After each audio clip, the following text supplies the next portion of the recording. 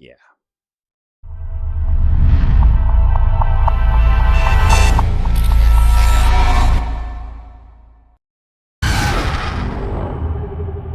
All right, everybody, welcome to today's video, and we're going to be talking a little bit about Passenger, the new horror film directed by Andre Overdahl. And this one is starring Lou Lobel as well as Jacob Scipio. And basically, the film Passenger follows those two actors playing their respective characters, and they decide to sell the things in their apartment, sell their belongings, and hop in a van, go cross country, and live that van life. And along the way, they encounter an accident, stop by the side of the road to offer their help, and in doing so, get a road demon attached to their van that haunts them for the remainder of the film.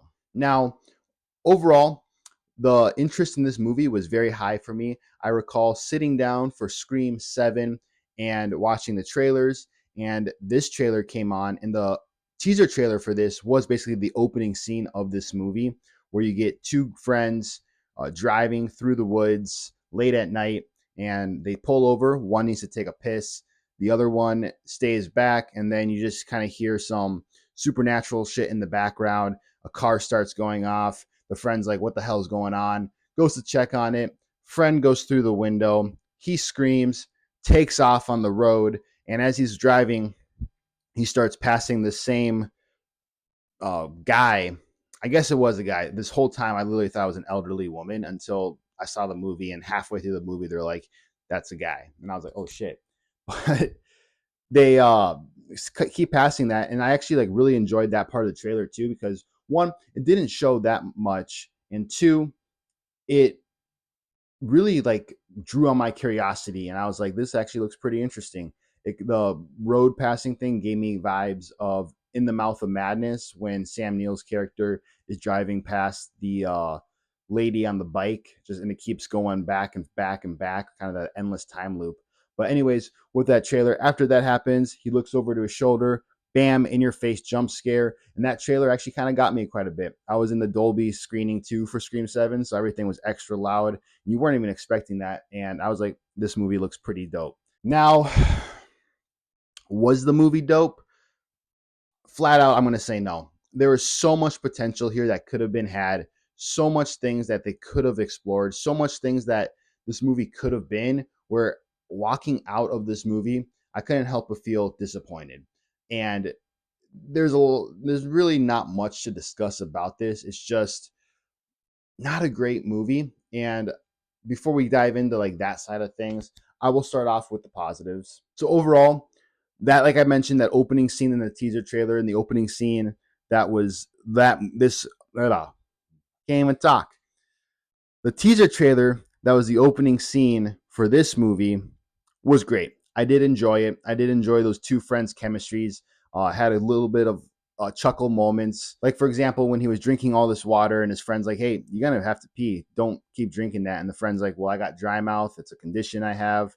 And then after he chugs the water, a little bit of time passes. He just looks at his friend with a deadpan stare of like, I got to pee, dude. I'm sorry. So that part was pretty funny. And just like the build up to the scene where eventually this road demon comes out was also a great tension. And just seeing it again, too, was a lot of fun. Now, after that scene, and I still think that is probably the best scene of the movie, surprisingly. There's some cool scares towards the end of the movie that I'll touch base on, but overall, I think that was the scene. But then it takes this turn, and this is when we get introduced to our two protagonists, Tyler and Maddie, who are played by those two actresses that I mentioned before. But they're playing a couple, and Tyler, who's that character, wants to propose to his girlfriend Maddie, and he does propose. And I just did not feel the chemistry between them. I didn't feel like there was a chemistry. It felt a little bit forced. It felt like just two actors taking the role for a paycheck. I don't even think they hung out before. I know some actors will do that to get the chemistry flowing a little bit.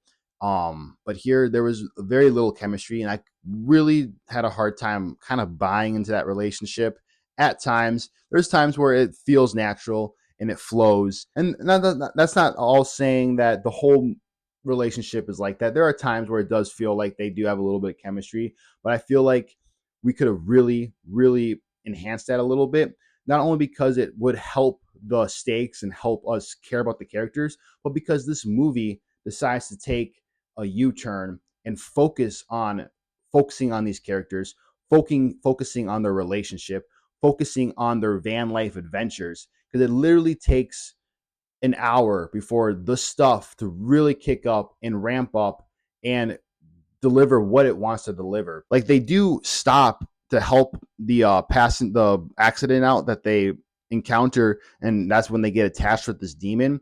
And that's not an hour in. It's like, 30 minutes maybe or so, but like after that happens, there's just like little tidbits of, hey, something isn't right here, but they still choose to focus on this relationship. So that was my problem with it. It was like, that's fine and dandy if you want to do that.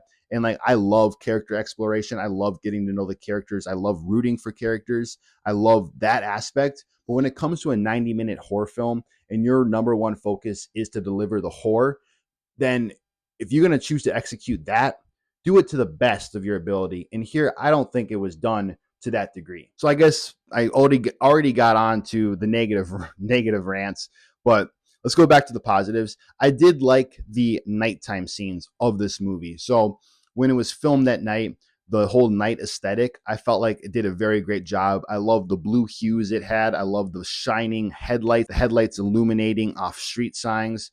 Andre, the director, also did a very great job at making this road look endless to the point where you're like, I don't know what's behind the lights. Like your degree of vision only goes so far in the dark with headlights, and beyond those headlights, there could be something bad. There could be something creepy behind those. So he does a great job at building that tension. There are a few scenes too where certain street signs and just like road signs are eerie. So those nighttime scenes I really did enjoy. And that was another problem of mine, was when it was daylight and they did the character exploration and they did not focus on this supernatural entity. It just felt like the wrong movie. It didn't feel like it totally all came together and clashed the way I feel like Andre, the director, wanted it to, because there were just times where I was just bored. I was like, this does not have to be happening right now. I remember when we first ran up into the Road Fest and Tyler, who's Jacob Scipio, was excited to be there. His fiance wasn't. It just felt like, why are we here? Like I was really like, why can't we be somewhere else in this world? Why can't we be exploring more on this demon? Why can't we be doing something else than being at this road festival or van meetup or whatever that was? And then we got a little bit of an answer why they decided to do that, because Maddie, who is his fiance, meets a woman who seems to know a little bit of what's going on, gives her like, hey, don't drive at night. You don't want this thing to be by you, all that kind of stuff. So it gives us a reason why we're there. But at the same time, that scene could have been way shorter. We could have done more with that character she meets, which I will get into. And it just had a lot of tonal inconsistencies not backing, but jumping back and forth, where I just wanted more darkness, as in like nighttime. I wanted more of those nighttime scenes. I wanted more of, let's get this van life going. Let's start driving. Let's see what happens and all that. But it just felt like it was too focused on doing extra stuff, trying to elevate this movie to when this movie knows what it wants to be. It wants to be a jump scare loaded supernatural thriller. So let's reel it back a little bit and let's go down that route. But instead, it just felt like two tones fighting to be on the road, for a lack of better words. Another thing too was the acting in this. I thought it was a little rough. Now, I'm not gonna lie. So Jacob Scipio, I loved him in the Bad Boys movie, especially that last one. He plays that kind of character very, very well. Silent, brutal, a fighter. That's his role. That's what he shines at. So I was really excited to see him in this. And I'm not really familiar with the actress Lou LaBelle, but like I said, chemistry between them was lacking, and just the overall acting was not great. There's one scene where a character dies in front of them, and the reaction was just like very muted, very muffled, like, oh, we got to get out of here. We got to get out of here. as he's pulling out with the van. It's like, yo, her throat just got ripped, and that's how you're going to react. And there are times too when this highway demon did look a little bit menacing, did look a little bit creepy, especially that first jump scare in the beginning, and just seeing, somebody standing on the side of the road covered in shadows, headlights kind of showing them but not really, does evoke fear. So those scenes were cool, but when you get really close to him and you really get to the meat of it, it's a little bit silly. Like, the supernatural entity does nothing but stand and yawn. And it's not even a yawn, it's more just him like give us a little bit more. Give us something that hasn't been done already. And there's nothing bad about repeating the same thing and following those tropes, which I see a lot of people kind of shitting on this movie for, that it's just following all these tropes. And like, I have no problem with that. But if you're going to do that, execute it to the degree that it's going to feel a bit fresh. It's going to feel fun. It's going to feel, or like embracing a family member you haven't seen with a warm hug for a while, like a welcome back, like, oh, I missed you, my old friend, or I missed you, my old family member. Like, give us something like that where it's just, you want to be there. This, it was executed to the degree of like that aside, like a guy next to me in the theater even did one of those sighs, and I did nod off for about 5 minutes in that degree of building up these characters, where it was just like, oh my gosh, let's just get to the point of the movie. So those negative rants aside, there is one positive, another positive that I thought about too, that I really did enjoy about this, was some of the camera work that happened. There are scenes where our main character Maddie will be walking down a road or down a parking lot or something, and the camera's going around her. And the way that's executed is pretty well, because those were the times where you knew a jump scare was coming, but they let it cook. They let you anticipate it a little bit more. And when it did come, you're like, okay, that was pretty cool. That was pretty good. Well done. But that being said, there's only about a small handful of those. Every other jump scare in this movie is rushed. It's predictable. Like, you can literally when you're sitting down and watching this, you can go, all right, that is going to be a jump scare in 3, 2, 1. Yep, called it. And it's just not fun when it's like that, because it just comes off as cheap. It comes off as not knowing how to horrify your audience and just relying on loud noises. And there was probably an hour in, I was just like, the loud noises were even just annoying, like a trunk horn, a truck passing by, dude showing up, screaming at the camera, not even screaming, but just like kind of thing. It's just like, come on, guys, literally, really, we're gonna do this now, and you're gonna just be okay with this. So it was one of those movies where it's just frustrating. Like, I almost wanted to get up and leave, and I just was like, let's just finish this movie out. Just finish it out. And it didn't get any better. It really didn't. Like, I don't want to like totally shit on this movie, because I've seen worse ones this year. Maybe. Like, I'm actually having a hard time deciding if this is the worst movie of the year for me so far, or if it's the Yeti. But it's one of those two. I will say that. Also, keep in mind when I say that, I have not seen Return to Silent Hill or Strangers Part 3. So I don't know where those would be on my list. What I've heard, probably pretty low, but just keep that in mind. And it's just, I wanted to like this more. I think that's why this one I'm having a hard time with too, because it's like, I went in wanting to like this. I went in excited to see this ever since I saw that teaser trailer in front of Scream 7. I was like, this is awesome. Like I said, I really dug Jacob Scipio in the Bad Boys movie, the third and fourth one. I haven't seen him in any other movies. Besides that, when I looked at his filmography, I guess he's in Expendables 4, but I didn't. It's been so long since I've seen Expendables 4, I didn't really realize that. So what I'm trying to say is basically, I want to see more of this actor. I think he's a great actor, and here he didn't shine, and it's just kind of frustrating when you want something like that to be good. You want something to kick ass, especially in a month that's super loaded with competition and horror. I really wanted to be the guy being like, this movie is not as bad as everyone says. This movie is a lot of fun. Don't listen to the critics, all that. And it's like, I just can't, because I myself was frustrated with this movie. I myself was bored for a majority of this movie. And the whole climax, too, of this movie was not even like climax worthy. It's very fast, it's very rushed.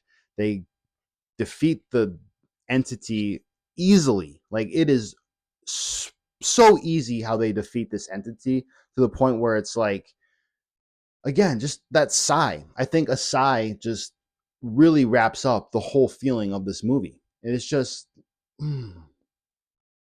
like, I'm just frustrated talking about it almost. And it's like, the way they defeat it too, they pull a Chekhov's gun in this, where there's an object. I'm just gonna say what the object is. It's a Bob Ross bobblehead that his that's another thing too. This Bob Ross bobblehead that Jacob Scipio's character gives his fiance. One, Bob Ross, famous artist. Two, I did not get vibes that this, like, they didn't really explore the artistic side of this character. Like, if she's getting a Bob Ross bobblehead, shouldn't she be? Shouldn't her character have a little bit more art to her, a little bit more art going on in the movie, or like during that character exploration that you decided to spend an hour on? Maybe do a little bit of that, show some of her past work too, kind of tie up the art with the van life. Maybe they were going on, like, she wants to go on this van life to experience life, to get artistic direction, to get artistic influence. None of that is there. So one, the Bob Ross bobblehead is already random enough where it's like, cool, I guess. And they mentioned the happy accidents line that he's known for. And then when fast forward 90 minutes, and when she's rushing to stab, when she's in the car rushing with a supernatural entity on top of it, heading towards this statue that has like a spear to stab the creature slash entity, she lets out the line, happy accidents, or there are no mistakes, something along those lines, where I forget what it was. I was like, what the fuck are we doing here? Like, I was like, whoa. But yeah, she lets out that line where it's like, why was that line even said? I don't even see any setup in this moment, or in this way of defeating this entity, where it's like that line was needed. Like, there was no happy accidents on display. There was no mistakes being done. Like, if they killed this demon thing on accident, and they killed it without the intention of doing it, and it was just a lot of like those, something happens with those medallions they had of the patron saint of travelers, or something along those lines, where it was a true accident, I could see the justification for that line. But there was no justification for that line, where it's just like, why did you choose to say that when you're destroying this entity? It just felt forced. The writing all over was just not great. Also, another thing too is when they do some character deaths and there is gore, it's CGI that's very, very not well done. Like that throat rip scene I was talking about earlier, it literally looks like it's just green screened on this character's throat with a bad render job. And it's just like a little too pink. It's a little too, almost has that like shot for 3D look to it. They could have just, especially that kill and a few other scenes where there was gore involved, they could have done practical effects. Like, I don't know why they did it, and it bugs me that movies still go for like some bad CGI for stuff that's so easy to do practically. And when our protagonists stop to help the person that they do help on the side of the road, I thought it was a cool full circle moment where the person they do help is the driver that we saw in the opening scene. Now, I thought something a little bit more was going to spark from that. I thought there would be a little bit more exploration or some cool plot points that evolved from that, but it didn't go anywhere. And that being said, too, I feel like they just left a couple ideas in that realm too on the table, but also the whole lore and the whole supernatural entity was just kind of lazy. It didn't really have much to it. I feel like there could have just been a little bit more said about it. It could have been a little bit more touched on it, and it just was there, and it was just kind of like a plot point. So beside the intro, another one of my favorite scenes in the movie was one involving a projector during the nighttime. And I guess I won't go too much into it. If you haven't seen this and you still want to check this out, I think that scene is just nice to experience because there's so much bad, and I hate saying that once you get there, you're like, finally something's going on, something's fun. But overall, that scene did remind me of Nightmare on Elm Street, and the camera work during it, the aesthetic, all of it just wrapped up into a nice little package. And I think that scene was one of the few scene stealers in this movie. But yeah, overall, that's really all I have to say on this movie. I was extremely disappointed by it. And I think the idea and the setup in that first opening scene are very cool, very well done, to the point where I feel like this movie could have been something special. It's disappointing, it's lackluster. There's ideas there that could have been executed better. And speaking of that, I forgot to mention the claw marks. There are claw marks. There are claw marks that are on these cars that the demon does if he attaches to you, and it's just, that's cool. I mean, like, that's a cool aesthetically touch. But then they go into these like road signs, and there's one that like 3 claw marks means not safe here, and it's like, we know that, like, we can tell, like, you didn't even need to add that in, and you could know that if you're on a van life expedition, or you're cross country and across the road driving around, and you see claw marks on your car after some weird shit happened, that's not a good sign. Like, you don't need to tell us that 3 claw marks is a universal sign of not safe here. Like, I don't know if that's true or not. I don't know road signs like that. um but they literally spell it out for you, to the point where they like treat their audience members that like they're dumb. And that was frustrating too, because it's like, we didn't need that, and that was just more bullshit scenes taking up space in a story that's already tightly packed down in 90 minutes, that we could be spending that stuff somewhere else. Because if you need to tell me that 3 claw marks on my car means not safe here, then why? Like that. And that being said, when they did that, and they showed a couple other signs in that book that Maddie was looking through, I thought maybe these road signs will play a role in the story. Maybe they will do something with them, and they don't. It's just really there to tell us, hey, 3 claw marks in your car, not safe here. Like, no shit, Sherlock. We know that. All right, so that wraps up basically everything I wanted to say. I think I got everything out. I could probably spend more time just ranting about this, which I don't want to do. So overall, disappointed in this movie. If what you heard kind of still sounds interesting to you, and you like those jump scare heavy loaded movies, you might have a good time with this. Everyone's different. Some people are going to enjoy this movie. Some people are going to not like this movie. It seems like a majority are leaning towards the not liking. And like I said, I really wanted to be one of the people that did enjoy this and be like, go check this out, give it a chance. And I'm still saying give it a chance. I think every movie deserves the right to, give it a chance. But just based off what I experienced yesterday, I wasn't a big fan of it. And I'm interested to hear what you think of this movie. If you see it, let me know down below in the comments. We'd love to hear your thoughts, both positive, negative. If you enjoyed it, don't be afraid to let me know down below. Um, like I said, everyone's different. There's going to be people that do enjoy this. But as for me, this movie was not it.